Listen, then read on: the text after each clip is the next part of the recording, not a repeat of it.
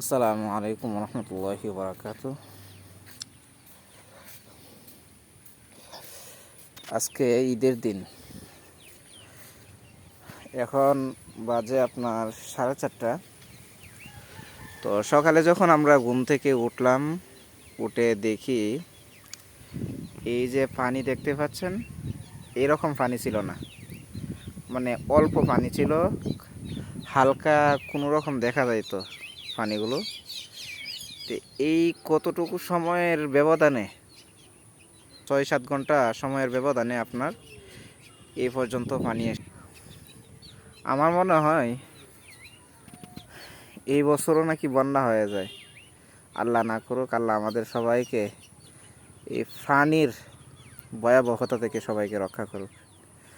অনেকদিন মানুষ খুব আফসোস করছে যে পানি কেন আসে না, পানি নাই, পানি নাই, পুরা এলাকা জুড়ে কোনো পানি নাই, বৃষ্টি হয় না। তো ইদানিং খুব প্রচুর বৃষ্টি হইতেছে, যার কারণে অনেক পানি হয়েছে। সুনামগঞ্জ, সিলেটের বিভিন্ন অঞ্চলে শুনেছি মোটামুটি বন্যা হইতেছে। তো আমরা যদিও নেত্রকোনা জেলার, বাট সুনামগঞ্জ এবং নেত্রকোনা কিন্তু পাশাপাশি, এই কারণে আমাদের ভয়াবহতাটাও অনেক বেশি। কারণ 2022 সালে আপনারা জানেন যে মোটামুটি ভালোই বন্যা হয়েছিল। তো আমাদের এলাকাতেও বন্যা হয়েছিল। এই বছর যদি এরকম অবস্থা হয়, আল্লাহ আমাদের সবাইকে হেফাজত করুক। সবাই দোয়া করবেন।